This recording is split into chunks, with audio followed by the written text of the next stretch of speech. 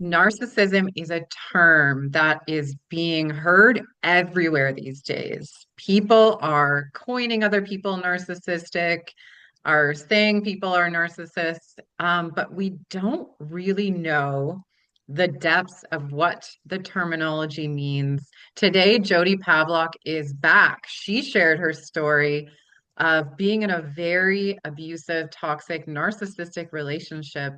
And if you have not gone back, she has a show on our channel. So please go back and listen to those episodes because they give so many good things that would explain what a narcissist is like. And she so vulnerably shared her story and, in fact, wrote a book on it. Jekyll Can't Hide. Amazing book. We will link that in the show notes for you later. Today, we are going to be defining narcissistic terminology. What do these terms related to this concept mean? And in the hopes that we can, reach people and help people understand what this is and help them recognize it and then get the F out of there. If you have not liked or subscribed to The Advisor, please do so now so we can continue to provide you with amazing content and people like Jodi. So good to see you again. Yes, you as well. Yeah, how are things? Very good, very good. Excited to be back. Yeah, so excited to have you. It felt like yesterday that we were doing the last episode, and here we Yes. are again. Yes, goes fast. Goes fast is right. I'm really excited because, like I was telling you before we started recording, I don't really know if I understand fully what these terms are. So let's go over some of the terms that are related to narcissism and see if we can really define them. Absolutely. Yes, thank you. I'm going to touch on like a couple of key points which are the main things that happen in narcissistic abusive relationships. One of the biggest words that a lot of people hear thrown around is trauma bonding. And the simple terms of it is a strong emotional attachment that develops between a person and their abuser, often in the context of a cycle pattern of abuse. This bond forms due to the intermittent reinforcement of positive behaviors by the abuser, intersped with periods of abuse or mistreatment. The victim experiences a confusing mix of emotions, including loyalty and affection for the abuser, making it difficult to leave with the abuser situation. So it's Mm. very like hard because you actually get addicted to the highs and the lows and you don't realize it when you're in it because again I've lived through it and you feel like why am I guess another word would be codependent and like an attachment style, and that's normally not me, so when you have this trauma bond, this stuff going on mentally, in a sense, this is what it is. So when you really divulge into it, that's a big thing, the trauma bond. That's probably one of the biggest things with narcissists, and that's what you have to break.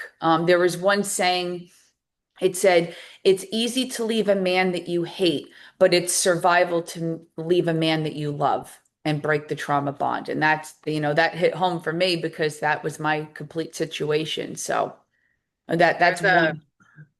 there's a difference between longing for someone and missing someone Yes. than feeling like you need them or you can't go to sleep if they're not home or just that feeling of like that need. I feel like that is how I feel that what you just said, like trauma bond is like needing someone to complete you where we should complete ourselves. Yes, absolutely. And trauma bonding really goes hand in hand with walking on eggshells. It's not like that anxious, like, oh, I can't wait for him to get home. For me, towards the end, it was the dread and me looking out the window because I was on eggshells, like, oh crap, like what's going to go down today? So, that's unfortunately what happens. Um, this is another big word, cognitive dissonance. It's the mental discomfort experienced when holding two or more conflicting beliefs, ideas, or values, or when actions clash with beliefs. This conflict creates psychological tension, motivating individuals to reduce the discomfort by changing their beliefs, behaviors, or justifying inconsistency. So it's kind of like when you have two different beliefs. It's like, I love him and I hate him. Then it's like, he can't do this to me, but wait, he is doing it to me. So it's like a kind of another form of gaslighting, but it's just on another level because they're doing it. And then you're kind of subconsciously doing it to yourself. That's like the more simplicity of that definition. So, again, things that you don't realize when you're in it, or if you do start to realize, then you're kind of coming out of the fog and to the realization, hey, I'm with the narcissist. This is not going to be a great life to be lived if I stay. So that's a big Right. key. Do you have a real life example of that? Um, I would say like in the book, which I touched on, when I presented the evidence to my ex of the affair, and he'd be like, "No, that's not a real picture. That was photoshopped." Photoshopped. They Okay. deny your reality. That's like the biggest, easiest way to describe it. No, this was sent to me by somebody I know who would not lie to me, and it was time stamped. And there was like four other people who witnessed him with her, and then I was sent that photo. And then you actually have this moment like, wait, no, maybe they took this picture and sent it like on a different date. You have that split second that you really want to believe them so bad when you want it to work out so bad, but then your psyche goes back to normal and it's like, no, this person is lying to you right in front of your face, and they will have the straightest face and not even flinch. And that's the scariest part too, because it's like actor of the year. They will never ever see fault with their behavior or admit to it. Yes. Oh my God, I've been there. And I've like wanted so bad for him to be the one. Like I wanted him so bad to show up, just admit to me. Like I would have had so much freaking respect for him in that moment. Yes. And there couldn't have been more evidence. It's like imagine a courtroom full of evidence. And then he's like, no, that's not true. Like that's all in your mind. And I thought Yeah. I was losing my shit. And then Yes. I'm like, and then slowly you start developing this boundary and this wall because you lose respect for them. But Yes. it You do. happens later on. Then you Yep. question your sanity, and that's insane. Yes. And you go through these little motions, little by little. And then it's like that, the trauma bonding, the positive reinforcement, the breadcrumbing back and forth. But then when you have these little realizations, then you kind of piece everything together and you're like, wait a minute, it's not me. And again, like I said, I'm not perfect. Nobody is. But in a narcissist world, everything's, everybody else's fault. They're perfect. They can get away with anything they want to, but you can't do anything wrong. So it's, crazy. So Definitely. I guess I have a question then. So there's emotionally immature people who they Yep. just really don't have the skills to maybe face a hard conversation. What do you think the difference between an emotionally immature person and a narcissist would be? Do you know what I mean? Yeah, I no, I get what you mean. I guess like an emotionally immature person is just somebody who's just, looking for a fling or just wanted to just, say with infidelity, just have an affair and just not admit to it because they're just not emotionally mature. Oh, well, I just met her. We had a couple of drinks the other night, but I still want to be with you, but I don't want to let you know what I did because you might get rid of me. That's kind of Right. more of a selfish thing. But a narcissist does it because they feel entitled to do what they want. And they think their partner, because at the beginning, they actually ideal you. Like they just put you on a pedestal in a sense. They think that you're going to be the answer to all their problems, which nobody is. You have to be the answer to all your problems, whatever that is, reading books, self-help, climbing the corporate ladder, whatever it is. You can't look to somebody to be your answers and prayers and everything. And then once that happens, they take you off the pedestal, they start devaluing you. And then it goes into control mode, and they think that you're their possession and they just want to control every aspect of your life. And part of it is putting you down on a daily level. So that's where, that cognitive dissonance is. It's like, oh, well, I could get away with cheating. I'm never going to tell you the truth, but don't you dare make eyes with that guy at the grocery store because I know you're going to go and, meet him at 12 midnight when he's off and go have fun with him. It's the mentality. It's just they're not normal. That's the best thing to describe it, and again, it's not a make fun thing. It's just a fact. It really is. They think on a completely different level, but it's all for themselves, and they don't care who they hurt in the meanwhile. And then to me, the most important is they know every step of the way the abuse, how they're hurting the other person, and the damage that they cause. And they do not care and they continue to do it. See, that to me is just insidious. You're just not a good person. You're not even human because normal people with empathy, you make a mistake once, okay, you correct it. You do it twice. Now, this is a behavior that might turn into something that's going to keep being repeated. You need help. You're going to keep doing something three, four, five, 10 times. You have an issue and you're doing it on purpose. That's mental and that's sick in the head. It really is. Yeah, I remember my ex. So when I was going through a really low self-esteem time, um, he would if I was feeling really good about myself and we were Mhm. out and I was confident and like happy, he would purposely look at another woman. It doesn't even matter what they look like. He would look at them Yep. in a way that was like meant to make me jealous. It was like he was trying to get a reaction out of me to Yes. like squash me down so that my Mhm. outgoing confidence wasn't so loud. And I remember like thinking that that's what was happening. I'm like, I don't think anyone would actually do that. Like, would they? And then it happened over and over again. And then I called him out on it. He's like, I don't even know what you're talking about. That's craziness. But Yeah. I know in my heart, like I could feel it, right? Yes. But then I was thinking I was crazy. I'm like, am I actually a super jealous person? Like, what the hell's going on? Yes. So that's like the cycle of crazy. It's like they constantly Mhm. want to squash you down and make you feel Yes. small, especially when you're shining.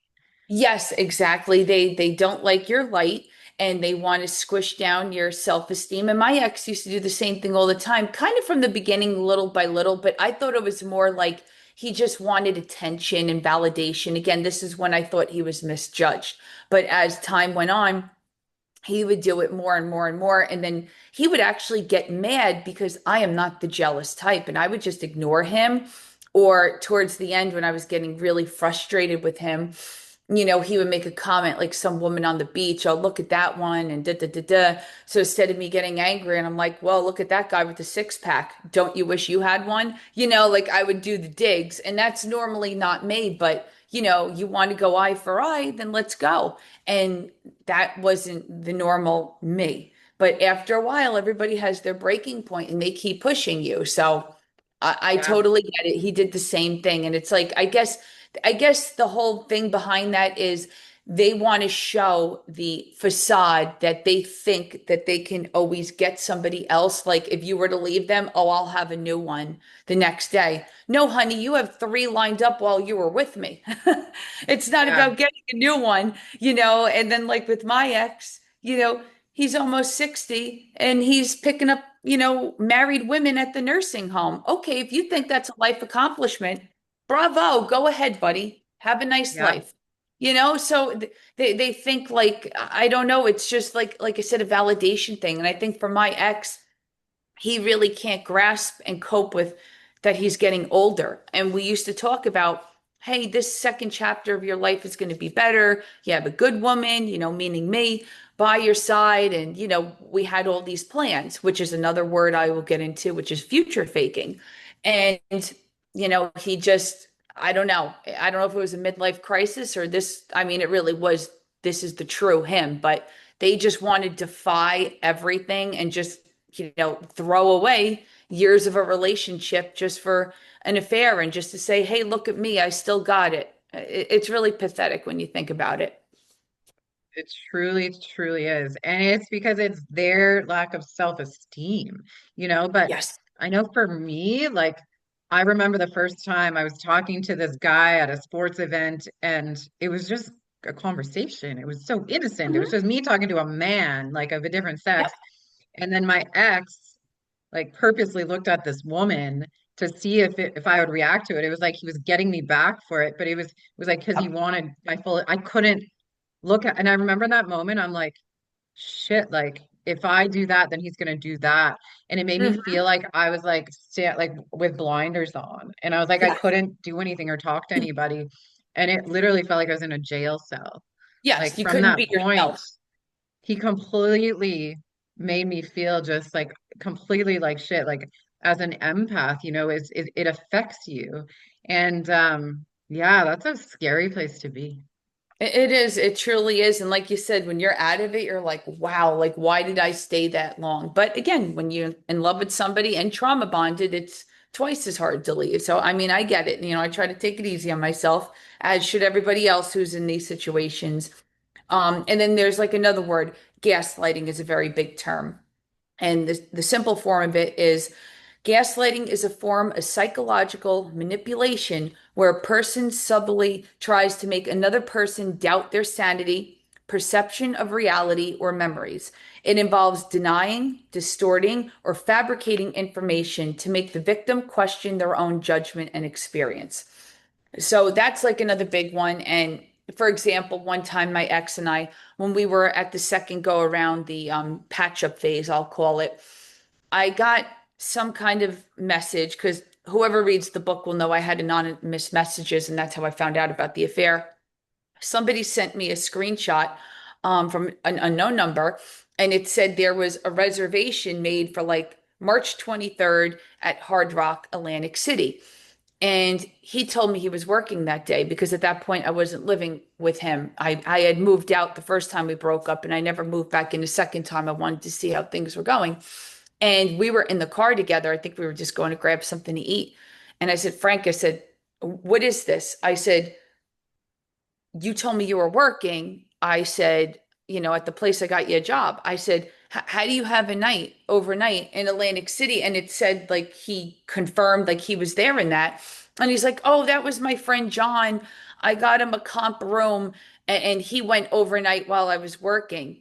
And I said, no. I said, that's not true because I think I mentioned on the last podcast, I also have my gaming license for the state of New Jersey, which is called the casino hosting license. I know the ins and outs of how it works with the comp system.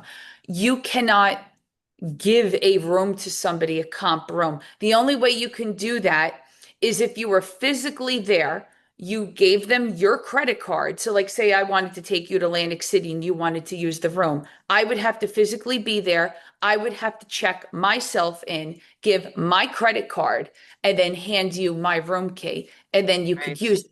So, how could he give a comp room away when he was in, the Lyndhurst, New Jersey area? And Atlantic City is 2.5 hours away when you supposedly were working. Yeah, I'm not a dumb blonde like you think I am, honey. So he was trying to gaslight me into saying, oh, no, no, you got it wrong. They got a new system there. I said, Frank, don't fucking fuck with me. Okay. I said, Yeah. excuse my language. I said, because now I was being a different conformed Jodi, not putting up with this bullshit. And I knew it wasn't going to end well, but I was still trying to hold on, if that makes sense.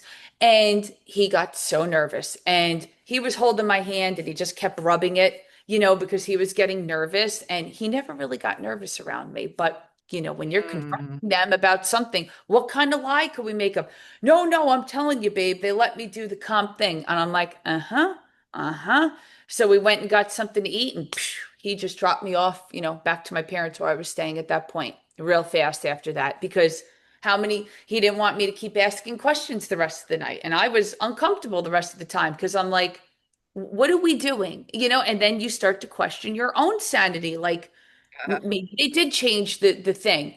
Maybe he did pay off his host to like let him get in. I'm like thinking like Jodi, no, no, don't let him keep lying to you. Don't Yeah. do that. And you have that battle with yourself because you so desperately want to believe them. You want to believe that they changed. And for me, it was you want to believe in potential that they don't have. Oh, that was the hardest realization for me. That's what I was holding on to. Yeah. Potential, but the main part, that is not there. You think it is, you hope, you want, but it's not there.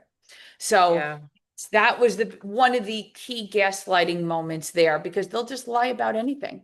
If the Yeah. sky's blue right now, they're going to be like, no, it's red. And they will argue with you night and day and just keep saying it's red until you just give up and be like, okay, it's red. Because you just feel Yeah. defeated at that point. They have to always win. It's about winning with them. You can't outsmart them. And you know what I did, the whole book and everything. Woo, not a happy camper, but oh well. I'm here to help other women and not be in these situations. Yeah, and I So feel like in that moment where you knew he was lying, I'm gonna bet that you went through in your mind with don't ask any more questions because I know for me it was like if you continue investigating, you're gonna come across as even weaker, right? So yeah, if I called the company, if I called the hotel, or if then I would go down this rabbit hole and I didn't want to feel less than. So I would always stop myself from asking more questions and I would just agree. And then that feeling of total disconnect and distrust, it was so sickening. Like I imagine you went through that too. yes, yes, I did. It was just crazy on every level with everything. I mean, when I knew these key words, especially getting my recovery coach certification, but then when I'm like actually reading it again, I'm like, oh my God, it brings you back to so many things. It's just crazy. Yeah. And this next term is kind of a newer one that a lot of people don't know. It's one that I just mentioned before, future faking. The Oh yeah. terminology, yeah, it's a big one. It's a manipulative tactic where someone makes grandiose promises about a shared future with another person, but has no genuine intention of fulfilling them. This behavior is often associated with narcissistic traits and is used to create a false sense of security and emotional attachment, keeping the other person invested in the relationship. The future Hmm. faker aims to gain control, prevent the other person from exploring other relationships or opportunities, and ultimately benefit themselves in the present. And let me tell you, that was classically what happened to me for years because I was with Frank 8.5, almost going on 9 years, long time. And I That would talk, is, yeah. yeah, I don't remember exactly what point. Maybe it was like 3, 4 years in, maybe even longer into it, I started talking about marriage because in the beginning, I said in the book, he swore off marriage. He goes, I was married before, I'm never going to get married again. And I told him, I said, well, I'll be honest. I said, I really would like to be married again. I didn't want children. I knew he was older. He had two stepchildren that were grown. They were around my age. And, we joked about that because of the age difference. And I knew I couldn't have kids. And I just wanted to be married again. That's it. That was one of my things. I wanted in life to be a wife. And oh, so desperately did I want to be his. I just said, second go around is going to be much better. And for the longest time, he'd say, nah, I'm not getting married again.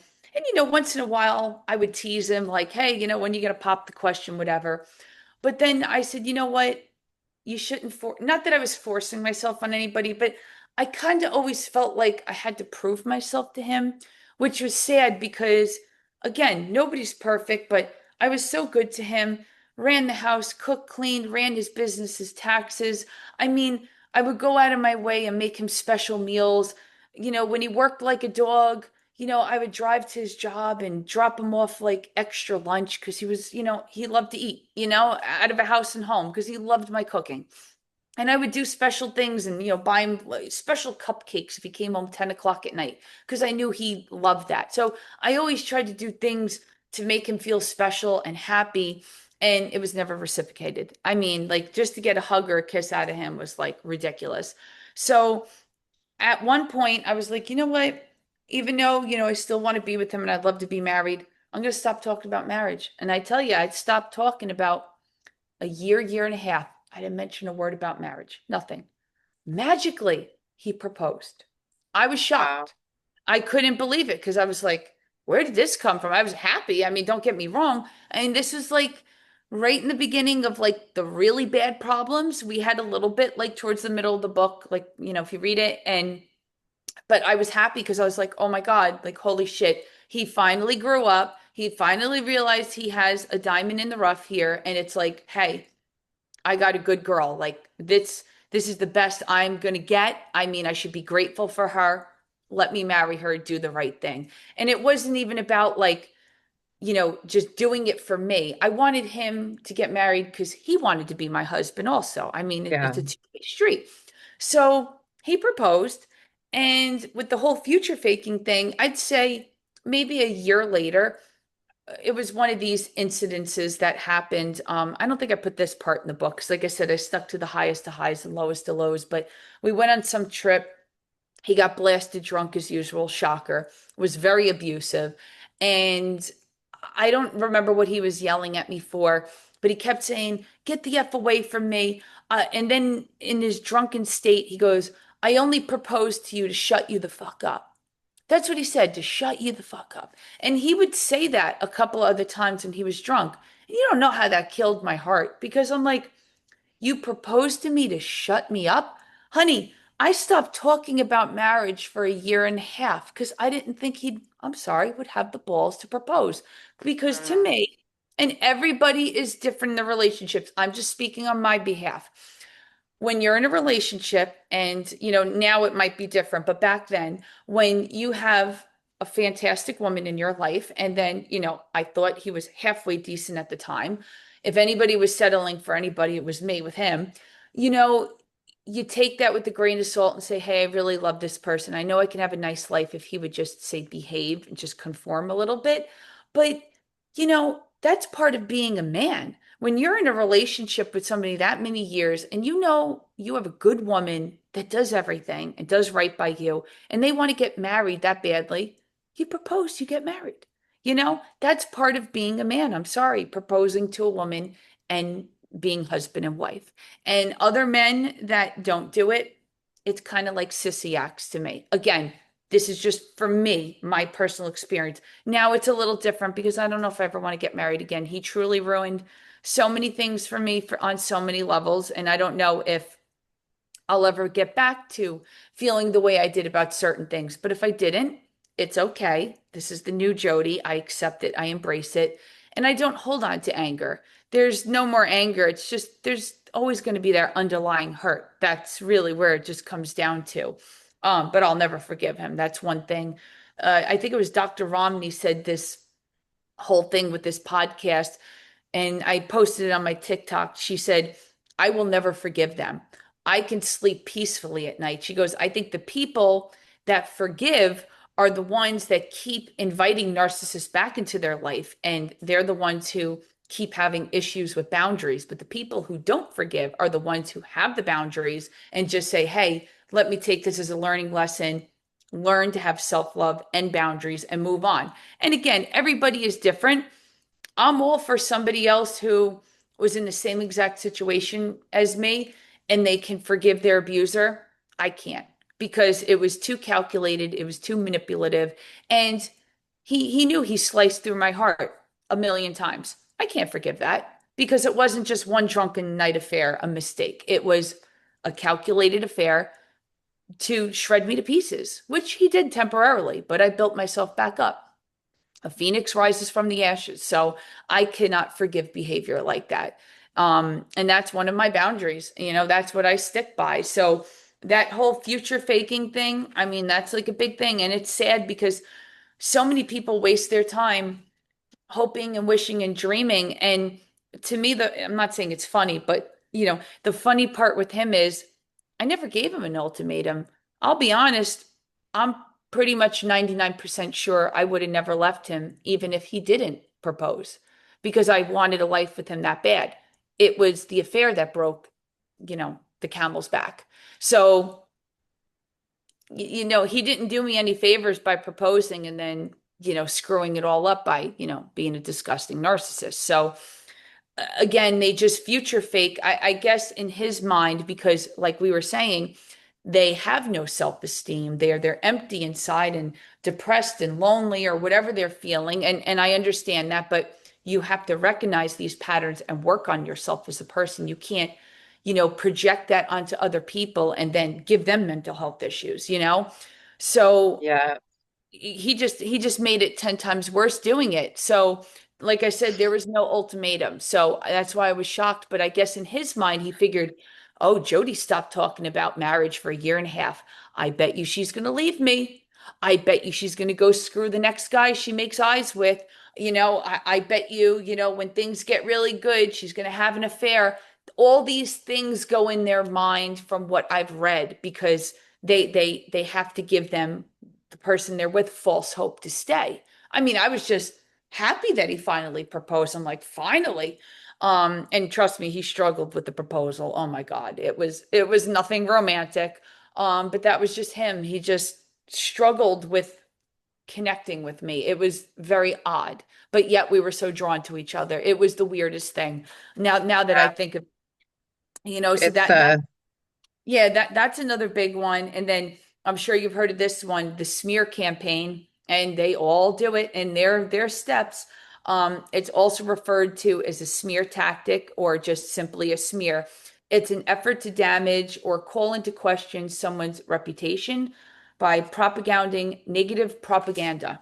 And my ex certainly did it. A long story short, I think he took me off, or I took him off of Facebook like the day after we first broke up, the first breakup. And I shut down my Facebook because I was like completely devastated. You're literally out of your mind when something happens like this, a complete shock. So I just shut it down. I reopened a new Facebook when we got back together for those 4 months. And I didn't care about Facebook at the time. I did it as a test. And he wouldn't add me back on. And I kept saying, well, if we're back together, why wouldn't you add me back on Facebook?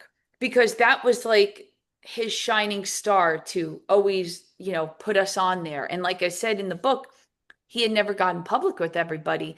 And I was gone for like maybe 2 months before we got back together. For about 6 months before we broke up, he stopped posting me. And again, it's not about Facebook and me wanting to be the center of attention. I'm just saying the tactics that they do, you could see that something was happening. And he kept saying, "Oh, it's because of my job. I can't really like post public stuff." I said, "Public stuff?" I said, "We're going out to dinner. I'm taking a picture of pasta. What are you talking about? We're not doing anything." right. Yeah. So I just thought he was like just a little cuckoo, which everybody knows he is. And then I found out he had, and he still has, his mistress on Facebook, and he's telling her one thing and he's telling me Right. another. So we figured get rid of Jodi on there.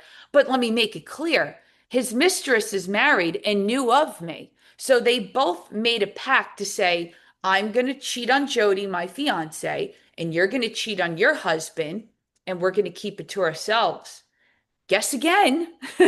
I Yeah. found out. Okay. So, I mean, that's how sick, and I think she's maybe a narcissist too, as mistress. I don't know. I don't care. My whole thing is about my narcissist who I was with and what I went through to educate people to not do what I did. So he went on, and this is kind of funny because it's a joke. His smear campaign was going all over Facebook. And again, it's things I couldn't see because I had completely blocked him when I left him the second time. Well, remember, he wasn't my friend on there, but I went under and I blocked him. I did not want to see what he said, did whatever. But there were certain things that, let's just say, got circulated back to me. This is before the book even came out. I was writing it. Nobody knew, just me and my best friend knew I was writing the book. And he would go around saying, "Oh yeah, I'm uh I'm gonna find a new girl," or whatever he said, that has a real job and's not a gold digger and not a this and not a that. And it's funny because he would always go around telling people he was a millionaire, and it was embarrassing. He's not a millionaire. He, worked for a civil service job. No shame in that. That's exactly what my stepfather did for a living. And I got him a good job 2.5 years ago and working in Lyndhurst. And he makes decent money. He has his business on the side. He does okay for himself, pretty good, very expensive area where we live, but he's not a millionaire. And I used to get embarrassed when he said that. Just stop. But I wasn't the type to yell at him and, and slap his hand. Don't say that in public. I just let him talk. I didn't say anything.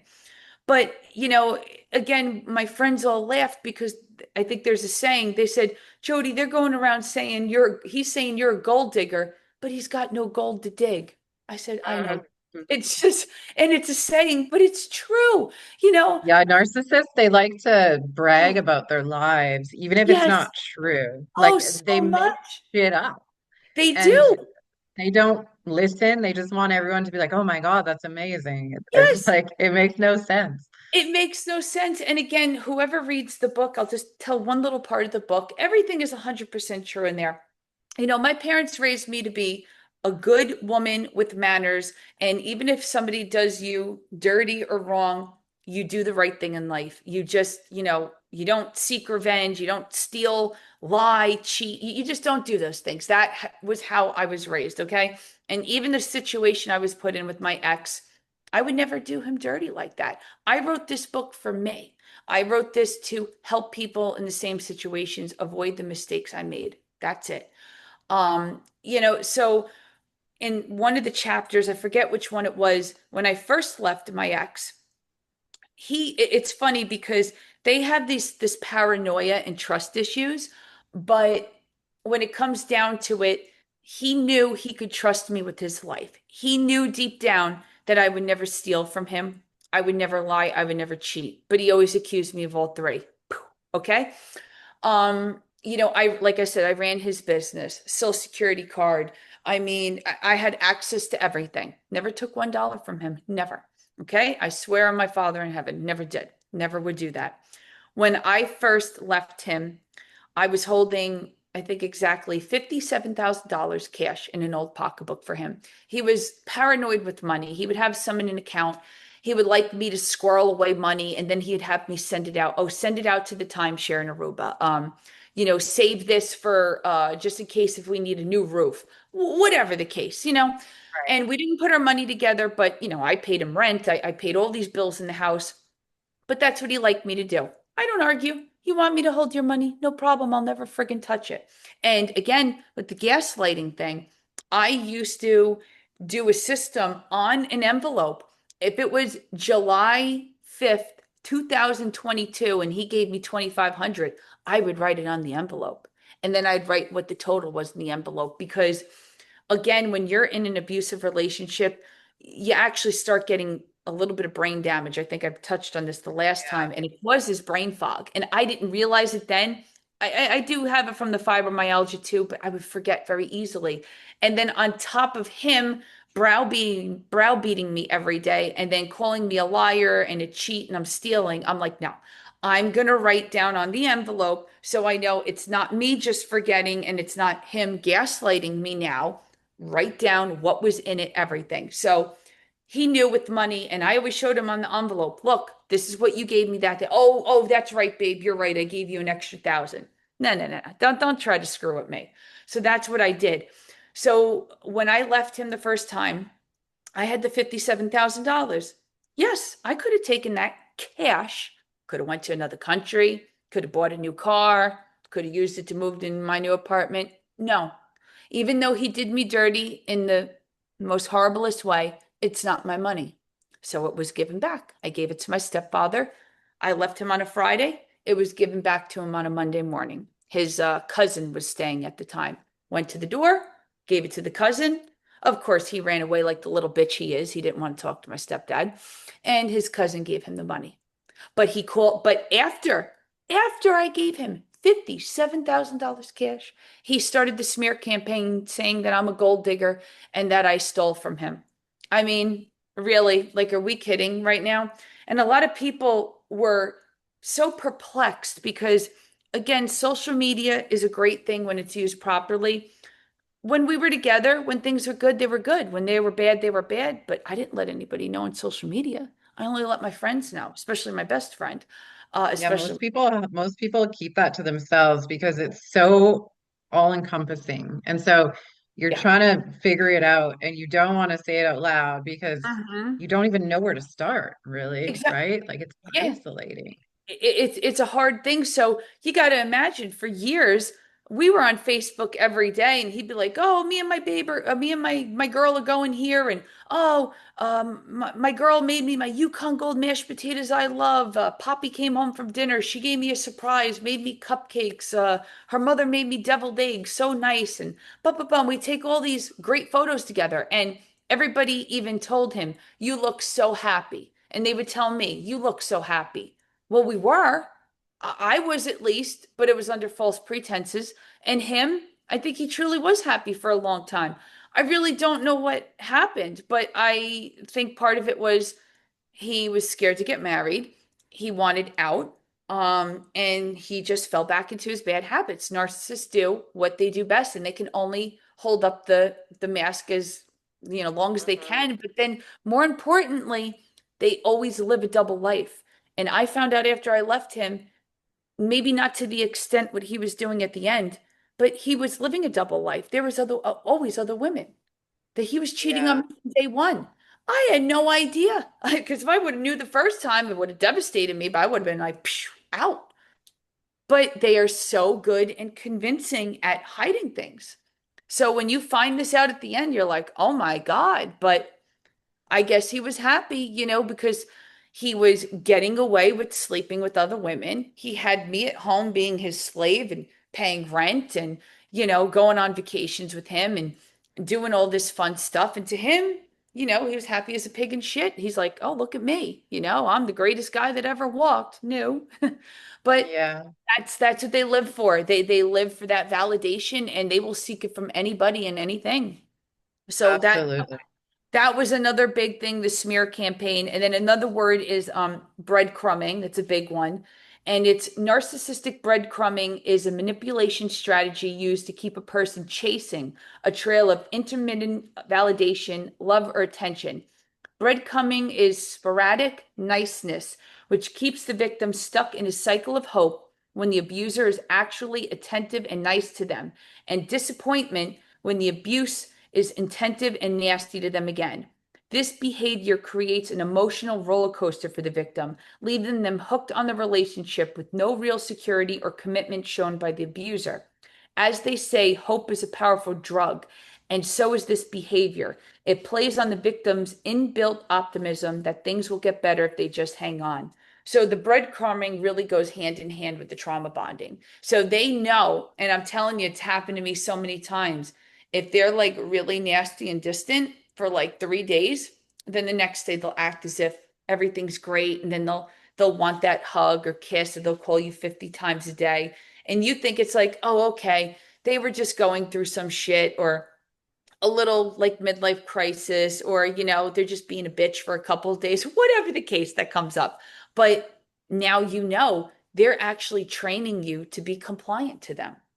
Well, it was like what you said. When you disconnected from the needing to be married, then he proposed. So it's like when you finally separate yourself from it, they can feel that disconnect and then they get rattled and then they need to love bomb the shit out of you to like reel you back in. It's like you're out there on their line. You're still hooked onto their fishing line, but you're so much farther away. You're finally getting away and then they start reeling you back in by Yes. doing the things that they know you want them to do. So they're smart.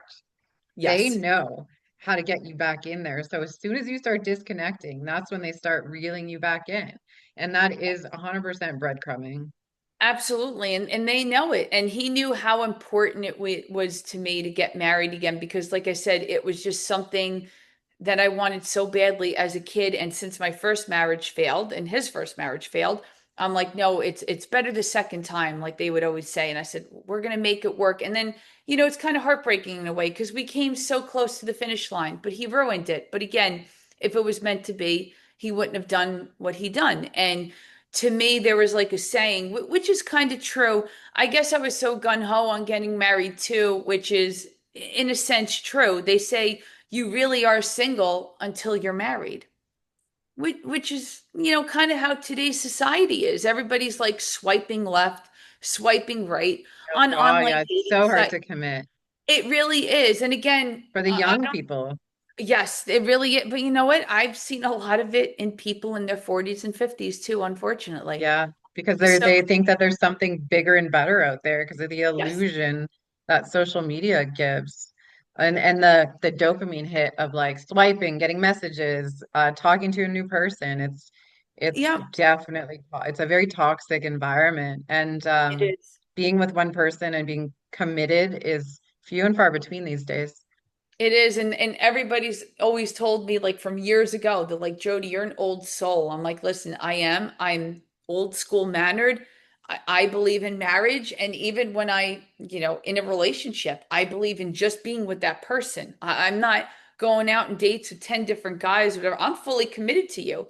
And, one of my biggest mistakes I did too was when I was with Frank, he got all the wife benefits at a girlfriend price. And where did it Yeah. get me? Traumatized. But I enjoyed doing it, and it wasn't to Yeah, I show was off. gonna say, I feel like that's you were just being you, Yeah, and I was. unfortunately he didn't appreciate that. And so I don't feel like that's something you need to change. I just feel like it's an unfortunate situation. Absolutely, And absolutely. he It's didn't just, even know what he had. And I'm sure he realized when you finally left. And now he's realizing what he has, because that's also what happens with narcissists is they start to realize they fucked up when oh they yeah, lose what they had, yep. but it's not in a way, it's not in a healthy way. It's like, okay, they finally see like what they lost, and that can be a dangerous place as well, because that is It where the past comes back to test you. And so Mhm. that's where you need to like remain with your boundary and say there's no Yeah, way I'm going to allow myself to get back in there, because they also do that. Suddenly they're going to do things that you wanted them to do for years, and then it makes you question, have they changed? And so I think yes. that's an episode in itself, but we're almost out of time today. Do we have any more terms? Yes, there is three more, but I'll make them quick. One is hoovering. That is the act of sucking you back into the relationship, either after a fight or at the point you decide to leave the relationship. It can involve promises of changed behaviors, excessive gift giving, or things like intense makeup sex, where finally they focus on you. These behaviors are attempts to lure you back in so they continue exploiting you for their own gain. So they know exactly, and that's what happened the second time around with me. He knew to go through my best friend because she's empathetic too, to reel me back in. So that's another big term. Mirroring is another one. It involves copying and acting because narcissists lack social and relational skills. They often study their victims and look for clues how to act normally to fit in. This is how many narcissists go unnoticed by others other than their partner. Mirroring allows them to behave in ways that most people do so they can avoid being called out for their behavior. So, exactly, again, it's psychological. They know how to behave in public for the most part. So people don't believe when the abuse happens. But as I depict in my book, he was going off the rails off of a classic narcissist and abusing me in public. So, that was unfortunate, but it was more validation, people seeing it. I know they would believe me, but they saw it firsthand. Silent treatment's another one. This is a manipulation tactic for covert narcissist, my ex Frank. The silent treatment is passive aggressive behavior intended to coerce or control you. They want you to actually like lose it and go into a panic and walk on eggshells so then they can have emotional abuse against you. So they want you to like basically beg for them to talk to you. And that's another control tactic. And another one is triangulation. It involves the use of a third person to destabilize you. Narcissists love comparing you to others to make you do something they want you to do to remain control of you.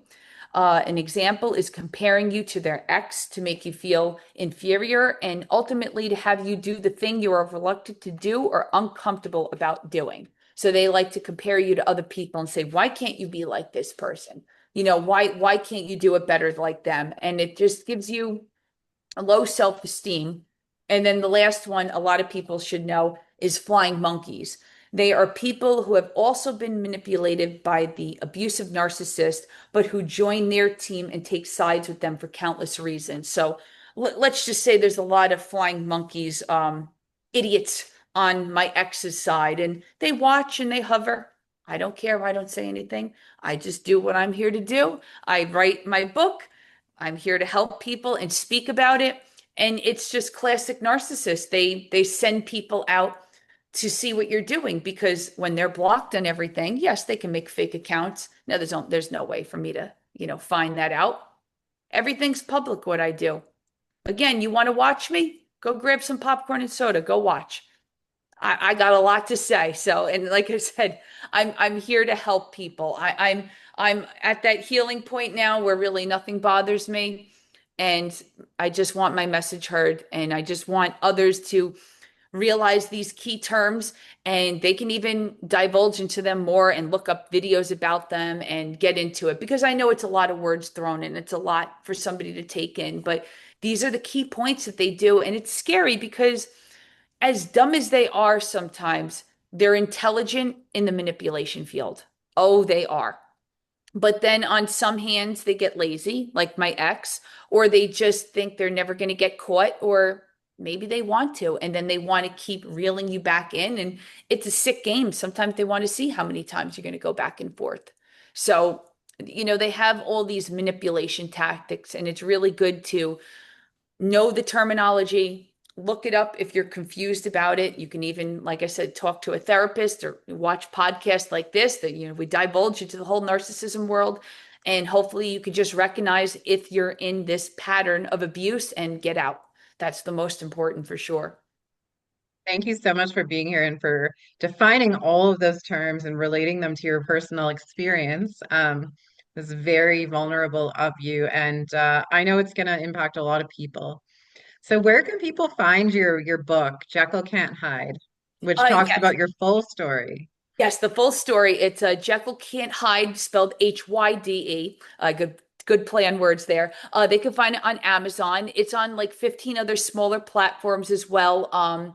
You can go on www.jodilynpavlock.com, and you can also buy the book on there. And it's also on Barnes and Nobles online right now. We're waiting to get them in the stores, but online it's been really popular. So you could go on there, check it out. I'm on all different kinds of social media. I have a narcissistic abusive group, Jody's Triumph. Anybody wants to talk or confide, anybody can DM me. I'm here to listen and help.